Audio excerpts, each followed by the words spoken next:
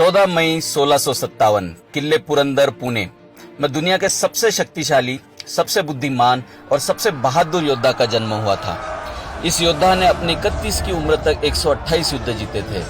Saint Xavier's को उनकी कब्र से गोवा में एक विशिष्ट समय पर बाहर निकालने की जो प्रथा शुरू हुई, वह इसी महान योद्धा के कारण शुरू हुई थी। यह महान योद्धा एक राजपुत्र था। यह जब 2.5 साल के थे तब इनकी माताजी सईबाई का निधन हो गया था। पिता हर वक्त एक युद्ध से दूसरे युद्ध की ओर दौड़ रहे होते थे, इसलिए इनकी दादी जी, जो छत्रपति शिवाजी महाराज की मां थी, उन्होंने संभाजी राजे के परवरिश की जिम्मेदारी ली। जी हाँ, संभाजी राजे थे ग्रेट वॉरियर। परवरिश शिवाजी महाराज की मातोश्री जीजाबाई ने की थी। अपनी उम्र के 8.5 साल में ही संभाजी राजे 14 भाषाओं के पंडित बन चुके थे। अपनी उम्र के 9 साल में ही उन्हें महाराष्ट्र के रायगढ़ से अपने पिताजी के साथ आगरा के लिए रवाना होना पड़ा था। आप सोच सकते हो कि एक 9 साल का बच्चा घोड़े पर बैठकर 1000 मील किस तरह से गया होगा और औरंगजेब के बंदी बनाए जाने के पश्चात किस तरह से ये एक बच्चा अपने पिता के बिना औरंगजेब का बंदी बनकर रहा होगा। राजनीति का सही ज्ञान संभाजी राजे ने औरंगजेब के बंधन में रहकर ही सीख लिया था। अपनी चालाकी के कारण संभाजी ने औरंगजेब की कैद से अपने पिताजी छत्रपति शिवाजी महाराज को भी छुड़वाया और कुछ दिनों पश्चात वे स्वयं भी छूटकर रायगढ़ पहुंच गए थे। अपने पिताजी शिवाजी महाराज की गैर मौजूदगी में संभाजी राजे जनता दरबार और न्याय दरबार खुद संभालने लगे थे। संभाजी महाराज का दिया हुआ हर फैसला जनता ने अपने सर आंखों पर उठाए रखा। उम्र के 14 बरस तक संभाजी विज्ञान, अर्थशास्त्र और युद्ध के सभी गुणों से संपूर्ण हो चुके थे। इस छोटी उम्र में उन्होंने 3 ग्रंथ लिखे थे, जिनमें से संस्कृत में लिखा नखशिकांत, नायिका भेद और 7 शातक आज भी काफी प्रसिद्ध है। इनमें से नखशिकांत में जो गणपति का वर्णन और स्तुति संभाजी राजे ने की है, वैसा वर्णन श्री गणेश का शायद ही आज तक किसी ने किया होगा। 16 जनवरी 1681 में संभाजी राजे छत्रपति बने। मराठों के ये पहले राजपुत्र थे जो छत्रपति बने थे। छत्रपति बनते ही इन्हें एहसास हुआ कि मराठा साम्राज्य के पास धन धान्य की बहुत दिक्कत थी, जिसके चलते इन्होंने सीधे औरंगजेब के औरंगाबाद और बुरहानपुर पर आक्रमण करके काफी बड़ी मात्रा में धन और जेवरात इकट्ठा किए। औरंगजेब ने गुस्सा कर आगरा छोड़ा और सीधे छत्रपति संभाजी राजे को सबक सिखाने का फैसला लिया।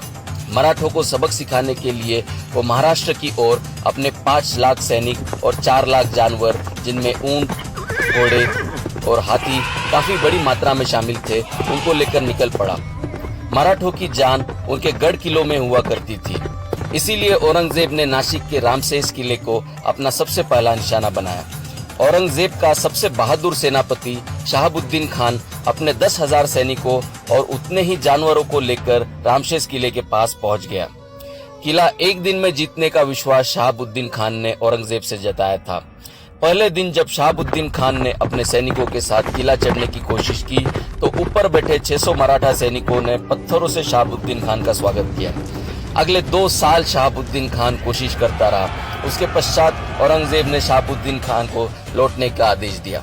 औरंगजेब ने अपने अगले सेनापति फतेह खान को रामसेस जीतने के लिए भेजा। वह अपने साथ 20,000 सैनिकों को लेकर आया। फतेह खान की तरकीबें शहाबुद्दीन खान से काफी अलग थी। फतेह खान कभी मांत्रिक के जरिए ऊपर चढ़ने की कोशिश करता, तो कभी तोपों की मदद से किले को जीतने की कोशिश करता। रात के सन्नाटे में मराठे कभी नीचे आकर बम गोले चुरा कर ले जाते, तो कभी नीचे आकर तोपों को आग लगा देते। जब फतेह खान ने तोपें दागने के लिए 1000 फीट ऊंचा जंगल की लकड़ियों को एक के ऊपर एक लगाकर तख्ता बनाया, तो मराठों ने रात के अंधेरे में उसे भी जला दिया। वो शायद दुनिया की सबसे बड़ी होली रही होगी, जिसका धुआं और आग कई 100 मीलों तक देखा गया था। औरंगजेब के कई सेनापति लगातार 6 साल तक जूझते रहे, तिल मिलाते रहे रामसेस किले के लिए, लेकिन 600 मराठों ने उन्हें रोके रखा। इस बीच संभाजी कई युद्ध जीतते चले गए। संभाजी की सेना मद्रास तक जाकर अपनी जीत का डंका लहरा चुकी थी।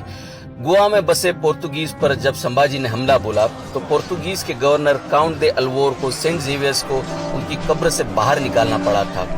इस गवर्नर ने सेंट जेवियर्स से पोर्तुगीज साम्राज्य की रक्षा करने की गुहार लगाई और उसी समय छत्रपति संभाजी राजे को यह सूचना मिली कि औरंगजेब रायगढ़ की ओर बढ़ रहा है, तो उन्हें तुरंत पीछे की ओर मुड़ना पड़ा था। इस दौरान संभाजी कई बड़े बड़े युद्ध जीतते चले गए। एक अंग्रेज लेखक ने उन पर एक किताब लिखी थी जिसमें लिखा था कि छत्रपति संभाजी राजे सत्ता और युद्ध के जीत के नशे में चूर चूर थे। आगे चलकर लोगों ने यह घोषित कर दिया कि छत्रपति संभाजी राजे शराबी थे। अंग्रेजी में लिखे शब्दों का हमारे अपने ही लोगों ने भद्दा शब्दांतरण करके हमारे सबसे महान योद्धा का मजाक उड़ाया। न्याय प्रविष्ट छत्रपति संभाजी राजे ने कुछ कठोर फैसले ऐसे भी लिए थे जिसके कारण उनके एक मंत्री मल्हार चिटनिस बहुत ज्यादा क्रोधित थे। इस मल्हार चिटनिस ने संभाजी को नशेड़ी और औरतों का शौकीन और मराठों पर कलंक ऐसा लिख दिया। किताब लिखने का अधिकार उन दिनों कुछ गिने चुने लोगों को ही हुआ करता था। आपको यह जानकर काफी आश्चर्य होगा कि छत्रपति संभाजी राजे ने अपने जीवन में सिर्फ एक ही विवाह किया था। धर्म और न्याय का जो ज्ञान संभाजी को था वैसा शायद ही इतिहास में आपने किसी और राजा के बारे में सुना होगा। मंत्री और पंडितों से यह कभी देखा न गया और संभाजी राजे इन ज्ञान और विज्ञान के ठेकेदारों की कलम से बदनाम होते चले गए। संभाजी राजे से सीधे युद्ध में जीतना संभव नहीं था, इसलिए औरंगजेब ने संभाजी के नजदीकी रिश्तेदारों के जरिए संभाजी को धोखे से अपने रायगढ़ किले से दूर बुलवाया। अपने रिश्तेदार ने अपने साथ धोखा किया है, इसकी जानकारी जब संभाजी को हुई तो तब तक काफी देर हो चुकी थी। संभाजी अपने खास दोस्त के साथ अकेले ही रायगढ़ की तरफ निकल पड़े, लेकिन औरंगजेब अपनी पूरी सेना के साथ रायगढ़ को घेरे हुए था।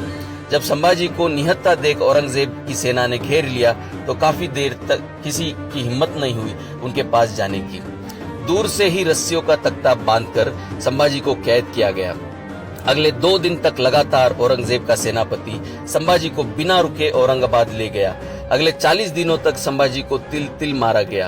कभी उनकी आंखें निकाली गई, कभी उनकी जुबान काटी गई, कभी उनकी उंगलियां काटी गई, तो अगले दिन उनके हाथ काटे गए, फिर उनकी टांगे काटी गई और 40 दिन के पश्चात उनकी गर्दन काटकर उन्हें मार दिया गया। 11 मार्च 1679 के दिन दुनिया के सबसे महान योद्धा का 31 की उम्र में स्वर्गवास हुआ। कुछ लोग उनकी मृत्यु की इस कहानी में भी नमक मिर्च लगाकर सुनाते हैं। कुछ कहते हैं कि संभाजी ने औरंगजेब का मजाक उड़ाते हुए कहा कि तेरी बेटी मुझे दे दे, जबकि औरंगजेब की बेटी संभाजी से उम्र में 20 साल बड़ी थी। कुछ लोग यह कहते हैं कि संभाजी ने मंजुला और कमला नाम की लड़कियों का चीरहरण किया, जिसके कारण कमलाबाई ने आत्महत्या कर ली। अगर इतिहास में झांक कर देखा जाए तो कमला नाम की औरत की पुष्टि होती है, जो संभाजी महाराज की मृत्यु के 12 साल बाद उसका निधन हुआ, और वह भी संभाजी महाराज से बहुत ज्यादा बड़ी थी।